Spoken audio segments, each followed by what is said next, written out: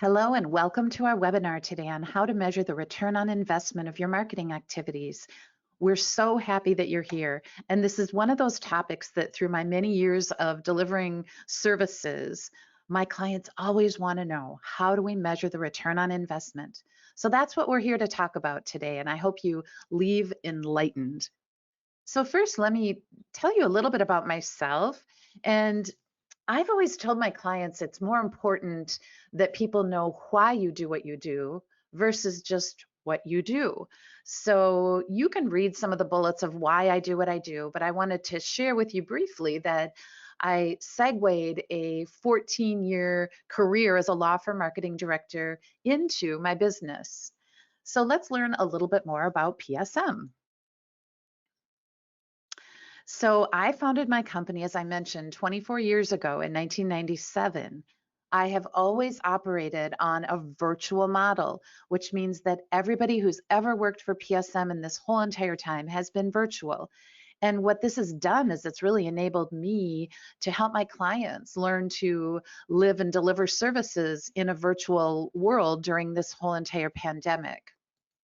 So we do two primary things.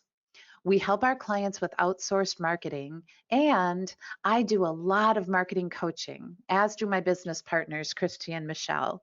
And this is how you really turn the results into something that individuals can implement versus just those big firm-wide strategies.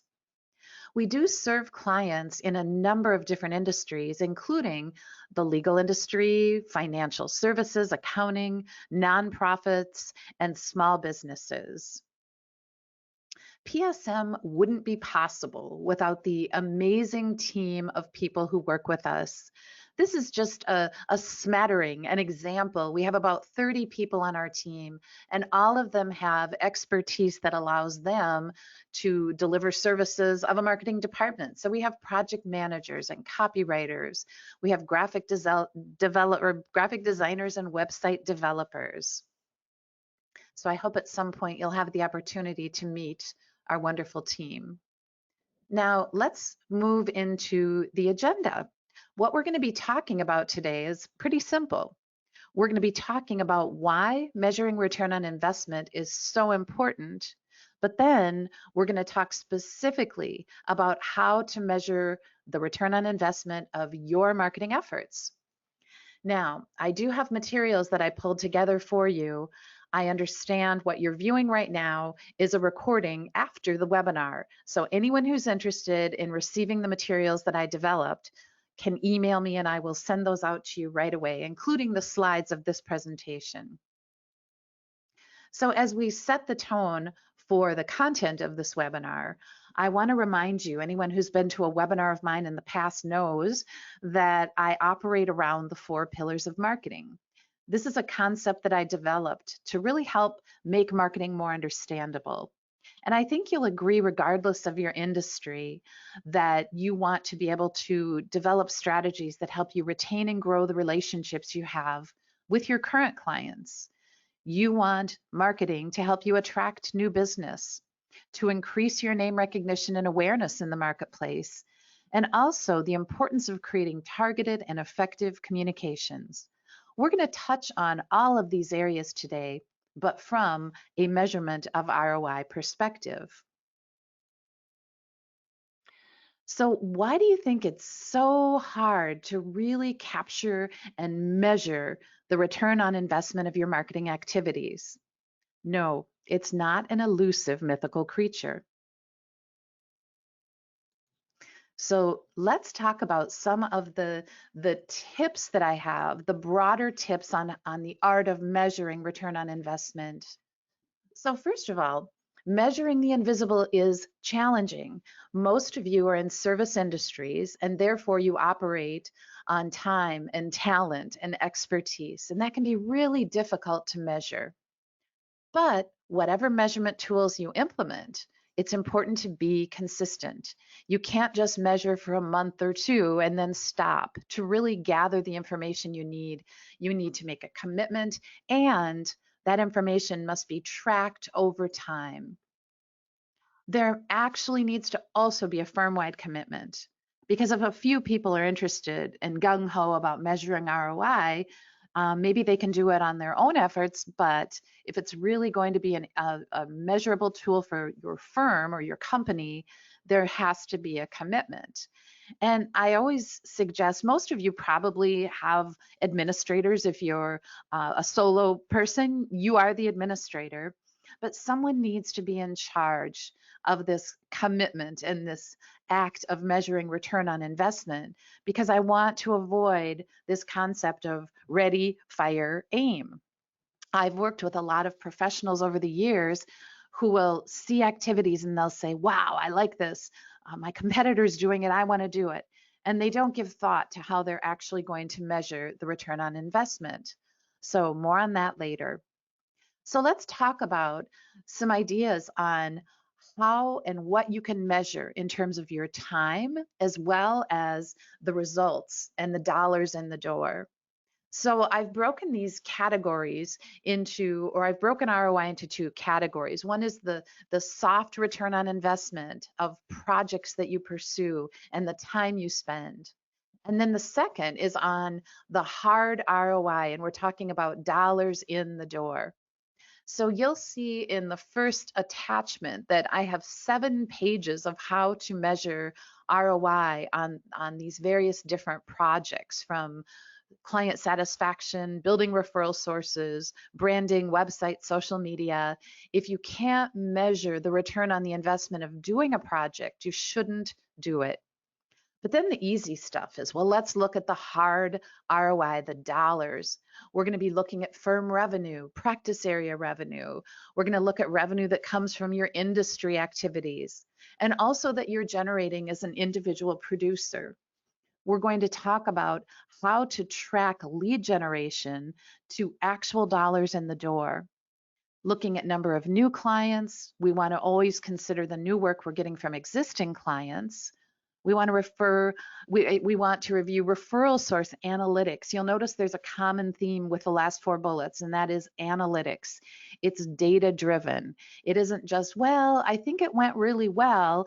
We need to come up with quantifiable analytics in order to be able to track those hard dollars in the door. And I have some examples that I'm going to show you of what these analytic tools look like.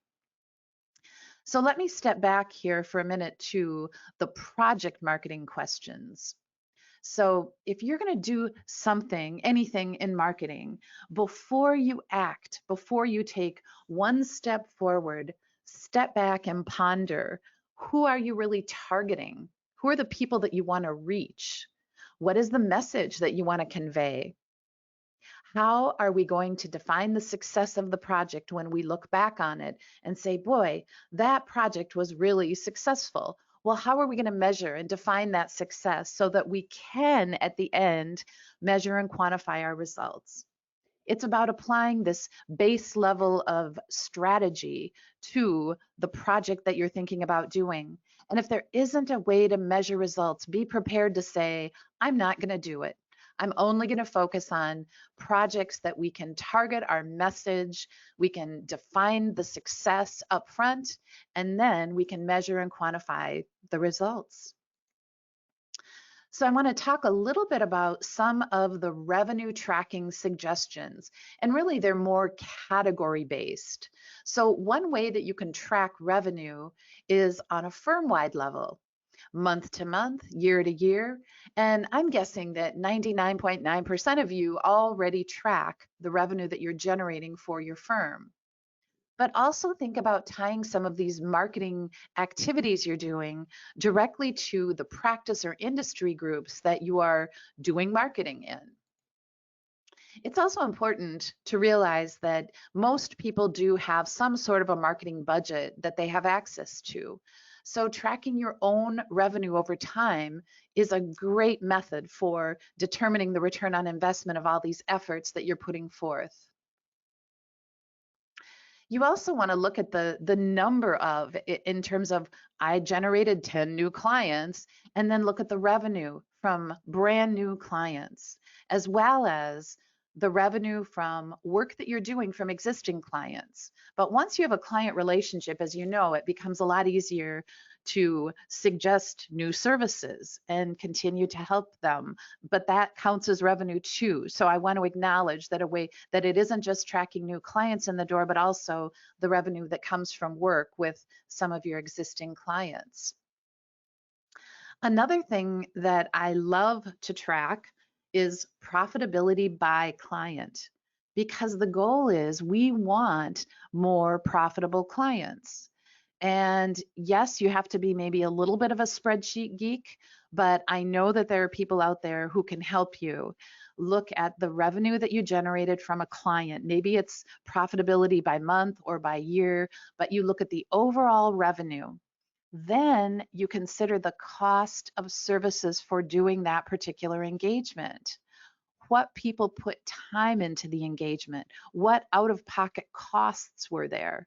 Because ultimately, your profit margin is determined by the total revenue minus the cost of delivering those services. So it's pretty easy to come up with a strategy. That is, if you have good records and can easily determine what the cost of the engagement was, to figure out what your profit was and to assign a percentage to that profit margin. What this allows you to do is to really look at what clients are profitable and what clients aren't. It's a great measurement tool, and I just don't think enough firms in general take it to this level when they're tracking revenue and when they're trying to figure out if this is a good client or maybe not the best client. Another thing that you can do, I love the data-driven nature of tracking revenue, because revenue is what it is.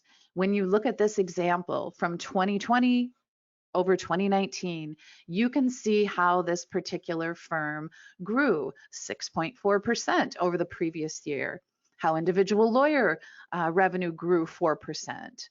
Profits per partner. Now, don't you love this model? I would like to have profits per partner at over $1 million. But I just thought this described what it is we want to look at as we're comparing year over year. Now, many of our clients will also do e-communications, and e-communications are a very important thing to pursue. Remember, they're in the fourth pillar of marketing, which is targeted and effective communications. So let's take a look at those e-communications. This is an e-communication that we just sent out for a client, and it's sent via email using either Constant Contact or maybe MailChimp, but all of those services have analytic capabilities. Now, you have to wait a week or so to be able to get good data, but what you want to track and analyze and measure are the number of total communications you sent. You want to look at which communications, how many of them bounced. I'll talk about that in a minute. But then you, most importantly, want to look at how many people actually opened this message that we sent. Now, this happened to be an extremely successful communication. I think the average in the legal industry is something like 22%. But when you're sending something that is timely and relevant, and where you, like Rodan, thought about what you want to get out of this and how are you going to measure the results, this demonstrates the results because people were very interested in this communication and they opened it. You also want to look at what we're calling bounce rates. And you have people who might unsubscribe or decide that they don't want to get your communications in the future. What you really want to avoid is people marking your communication as spam. It's not good if you have a certain percentage, and I think for most mail tools, it's around 5%, maybe 10%. And if you get more spam than that, it blacklists your website. Just all kinds of bad things will happen. So you really want to make sure that you're letting people who want to receive your communications opt in to do so. So another thing that a lot of our clients end up doing is, because we recommend it strongly, is that they write blogs. Now, many times people think, well, I'm going to write a blog and I'll just put it up on my website and see what happens.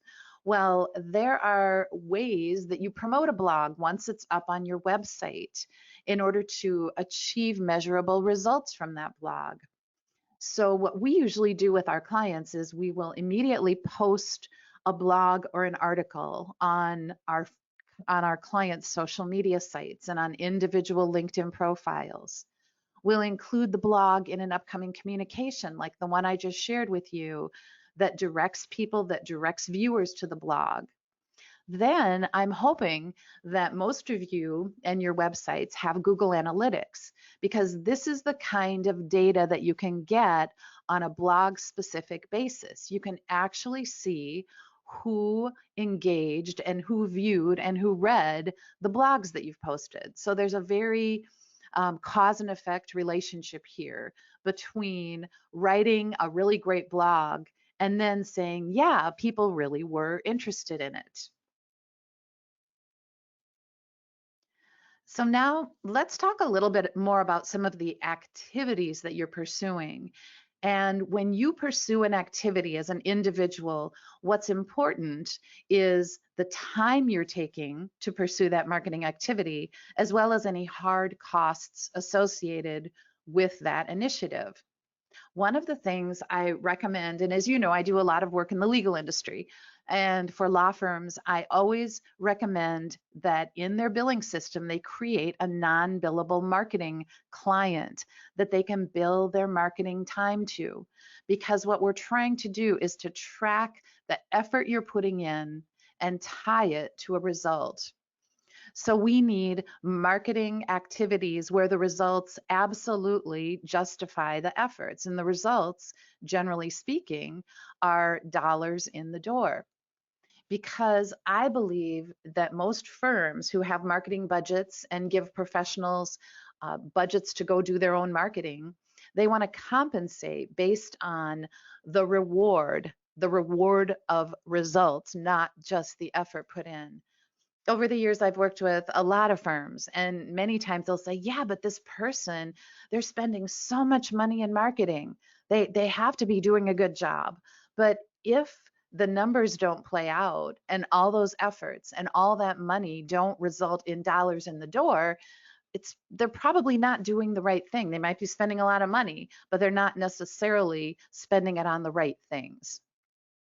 It's also important, as I was talking about, these things were more time related, but it's also important to track the hard costs of individual marketing, like meals and entertainment, sporting events, community events, going to conferences that are more focused on you as an individual professional. And what we encourage is, even if your firm doesn't do this, to track your marketing expenses along with your revenue increase personally every month, every quarter, every year, because this is how you're going to get to that result of dollars in the door because of marketing efforts that you've pursued. So in summary on that topic, we want you to be tracking marketing efforts and results on a firm-wide level. And as an example, a firm-wide activity would likely be a website, or maybe it's the firm's social media accounts. The firm-wide activities are those which benefit every person in the firm, but they're not necessarily traceable back to individual revenue, but they're still very important to track. And we're going to talk about ways you can do that on a firm-wide basis. It's also important to track practice area initiatives. Many times people will get together, or industry groups, and they'll say, all right, let's put together a targeted strategy to go after this kind of client. We're going to join an association. We're going to write for their publication. We're going to speak at their conferences. And it's important to have a mechanism in place to be able to track revenue generated from those activities.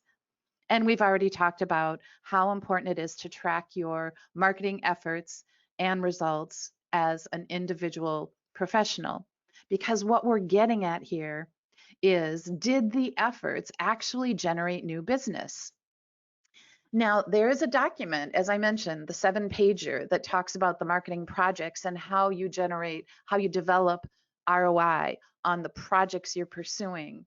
And not everything is I did this and it generated dollars. Sometimes you'll do something, and because you and Rodan decided what was in it and how you were going to measure the results, even speaking at a conference or writing an article for publication can have quantifiable results. But that document that I'll share with all of you really breaks it down in terms of thoughts on how to measure just about anything you could do in marketing. Because what we're really getting at is we want to know what attracted the client to you or to your firm. It's really important not to just throw money at marketing and say, well, it seems like it's working. Let's just keep throwing more money. How many times have you been a part of a budgeting process where the only thing that's looked at is, well, what did we do last year? Okay, well, let's just do a little less of that or a little bit more. But it's usually not based on what results did we get. Therefore, if those results were positive, let's increase our efforts. Let's increase our budget in this area. There aren't a lot of firms that I've seen think that way when they're doing marketing budgeting. So let's look at some of the ways, some of the specific ways that you can work to tying a lead source to revenue, because we have to know what marketing activities are driving revenue. In a perfect world, we're going to know this is the activity, this is the lead that was generated from that activity, and then we're going to be able to trace it through our time and our billing system to say, because of that referral from this person, we generated $45,000 in revenue. Now that's being able to track the ROI of an individual's referral network.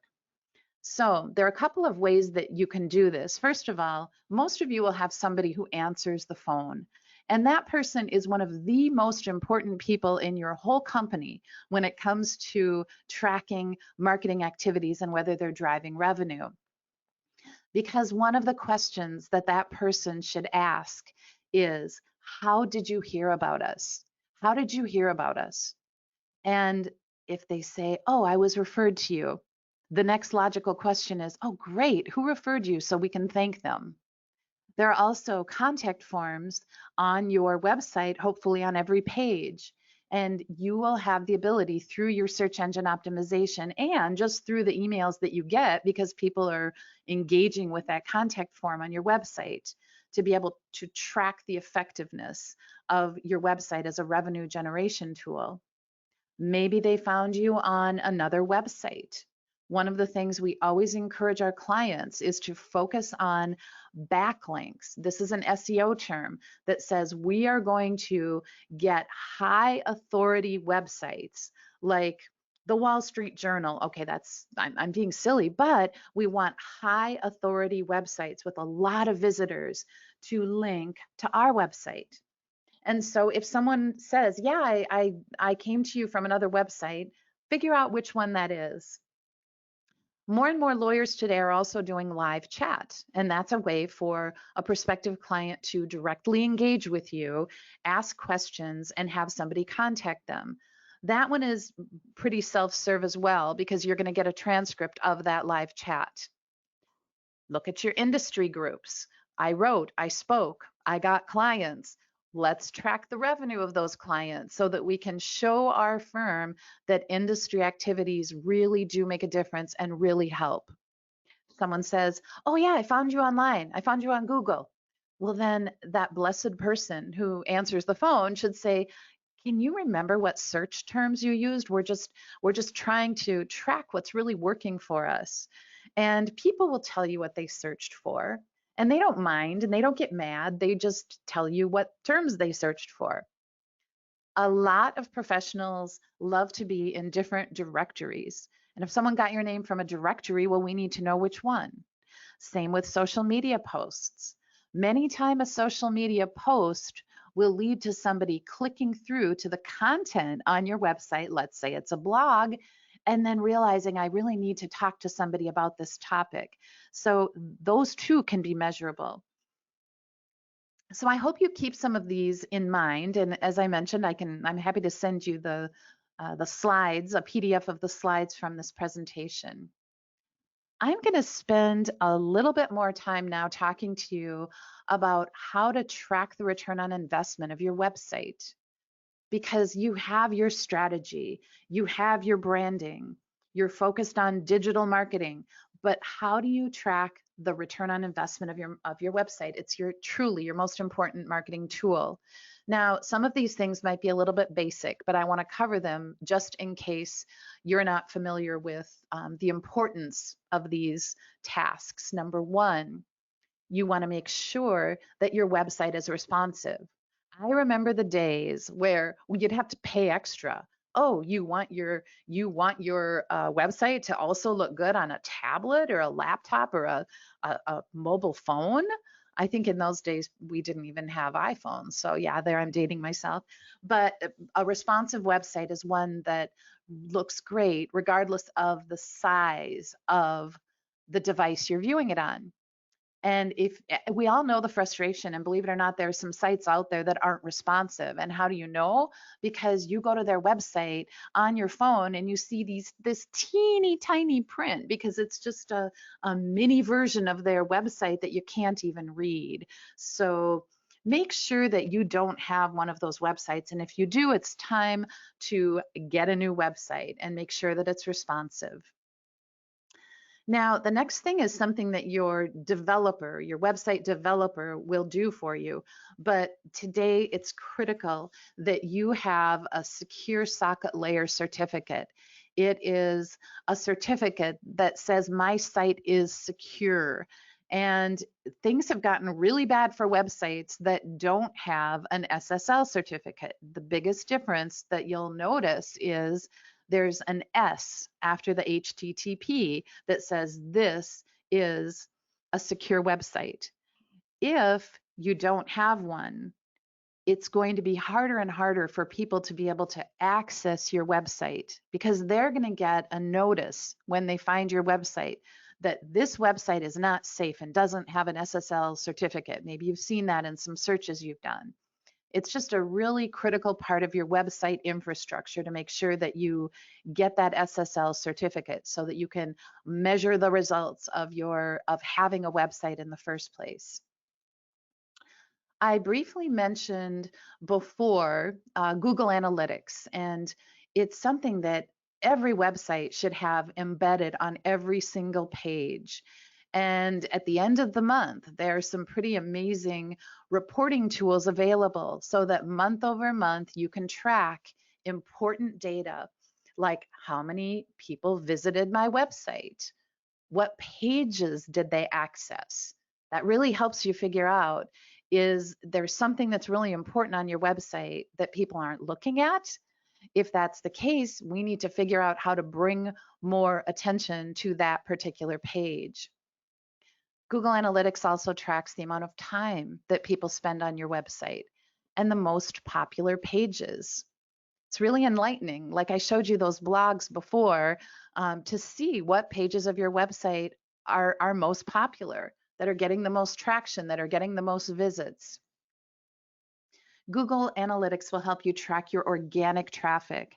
Now, organic rankings and organic traffic, that's what you're aspiring to have happen. That means when somebody searches for a keyword, your website is going to turn up in the first, second, third, maybe fourth location after all of the ads. And as most people know, at least I do this, if I go do a Google search, I scroll down past all of the ads because they paid to be there. It's not because they're the best. Then I find the first or second result that is there because they're the real deal, and that is an organic result. So we track that. We also track how many people are just directly going to your website. And many people do that. If they're familiar with your organization, they'll just go type your URL in, and that is considered direct traffic, where they're not coming to you through search terms and Google searches. And then also, conversions are important. What does that mean? If somebody is on a social media site and they click over to your website, that's a conversion. If you are doing Google AdWords and you're doing some paid advertising and somebody goes to your website, that is a conversion. So one of the ways that you measure social media, paid advertising, blog posts is to look at how many people are converting from these three areas over to our website. And that's successful. That shows that your efforts are successful. If you're putting content up and people are actually seeing it and wanting to learn more. Something else I thought you might find interesting is for our clients, every quarter, we do a major analytics summary of what the results were for the first quarter. We compare them to the previous quarter. We compare them to the same time last year. There are many ways that you can cut this data, but ultimately what you want to see is the far right column. You want to see that your visitor sessions are steadily increasing. You're gaining more users. People are spending time on more pages of your website. We talked about what organic traffic is. To see in this case, for one of our clients, their traffic went from 11,700 to over 16,000. That is a direct result of the SEO and the link building and the use of keywords. It's a direct result of the search engine optimization efforts and successes that you have. We talked about direct traffic. Look at how 49% the direct traffic increased. We talked about referrals and how important they are, as well as referrals from social media. And then finally, Facebook advertising, Google advertising, anything that comes from a paid source, you want to track that as well. And it's the only way that you're going to be able to quantify and put numbers and percentages behind all that work you're doing to maintain and build and grow your website. So I want to give you a couple of tips. These are some of the basic tips that anyone can do to improve the organic SEO of your website. You can't do SEO on a website without a consistent stream of new content. That content needs to utilize service area and location keywords so that when people go to Google and they search for you, you have enough written content on your website that your website is going to show up organically right under the ads. Another thing, sometimes people are like, oh, I don't know if I want to ask my clients this, but ask for 5-star reviews from your satisfied clients. When you're working with someone and they're just, oh my gosh, you are just fabulous, ask them if they would be willing to do a Google review for you, because reviews are one of the indicators that is used in your organic search ranking. So the more reviews you have, the higher level your SEO will be. I've also come across a number of my clients who say that a client hired them because they actually read the reviews that person had and decided that their reviews were better than the next person and decided to call my client. So it really is important. And then finally, make sure that your business has legs. Make sure that you are featuring yourself and your business on multiple different types of business directories. So return on investment, the biggest thing that tracking requires is a process. You have to have a process in place to track the soft ROI on marketing projects, as well as the hard ROI in terms of dollars generated because of all of your efforts. And yes, it does help to have a spreadsheet geek among you that can turn these ROI goals into actual data that you can make business decisions on. Should we fund this again next year? Well, let's look at the data and the ROI. And these things are all really doable if you simply make a commitment to take action and to do it. So I want to close with a message from one of my very favorite philosophers. Yes, it's Yoda. Do or do not, there is no try. Just like anything good in life, you need to commit to just doing it. And if you make that commitment in terms of tracking return on investment, you will be able to see a measurable difference in revenue. And again, as I said, if you're putting a lot of time and effort and money into marketing activities and revenue's flat, or worse yet, it's heading in the wrong direction, you always want to look at what can we do, how can we fix this, how can we tweak what we're doing so that we see the impact of all of our efforts in the form of increased revenue on an individual basis, on a firm basis, on a practice basis. So I really want to thank you for attending this webinar. Because this is a recorded webinar, we don't have an actual question opportunity, but my email address is at the bottom, and I encourage you, if you have any questions about anything, if you want me to send you the handouts, if you want me to just answer any general questions about ROI and how I've seen it measured effectively, I hope you won't hesitate to follow up with me. So I would like to thank you all once again for taking time to attend this webinar on how to measure the return on investment of your marketing activities. Thank you very much.